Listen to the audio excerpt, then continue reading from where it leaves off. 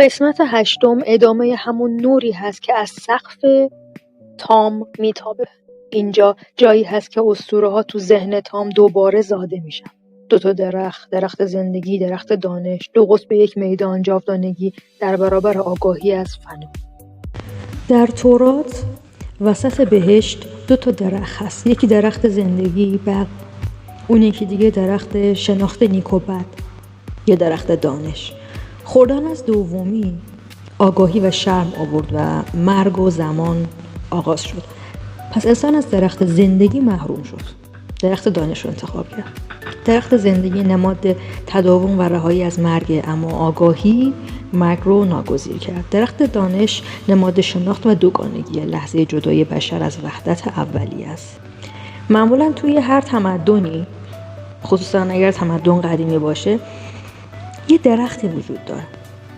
توی بابل و سومر هم قبل از متون عبری درخت زندگی داشتیم. محور بین زمین و آسمون بود که نگهبانش 2 موجود بالدار بودن. توی مایا درخت زندگی درختی بود با ریشه در جهان مردگان و شاخه‌های توی آسمان که یک پل بین روح و نور بود. توی متون زرتشتی بندهشن، یعنی ایران خودمون، انسان از دل درخت زاده میشه، نخواهی.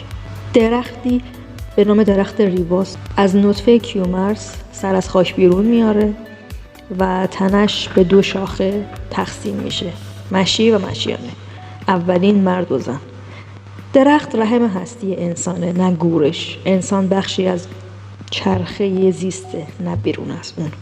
درخت زندگی توی انجیل در واقع یک شجره‌ای هست وسط بهشت. توی فیلم تام توی هر 3 نسخه‌اش دنبال همین درخته. توی لایه مدرن داستان تام قربانی سرطان همسرش شده و درخت نماد علم و کنترل هست، درخت دانش. اون نمیپذیره مرگ بخشی از چرخه است و با دانش عصبی زیستی میخواد مرگ رو شکست بده، ولی فیلم یادآوری میکنه علم درخت دانشه. میتونه فهم بیاره اما بدون پذیرش آرامش از بین میره. فیلم این 2 اسطوره رو به عنوان 2 مرحله رشد ذهن تام نشون میده. اول در برابر مرگ می ایسته، درخت دانش سمبولشه، و در پایان خودش رو در چرخه مرگ و زندگی حل میکنه، یعنی همون درخت زندگی. توی همه این روایت ها درخت محور پیوند زمین، آسمون و روح انسان هست. تو فرهنگ ایرانی انسان از درخت زنده به دنیا میاد، در واقع همون معنایی که توی د فاونتین هم به زبان تصویر اون رو دیدیم. زندگی چرخه‌ای هست که تو آگاهی از فنا دوباره جوونه میزنه.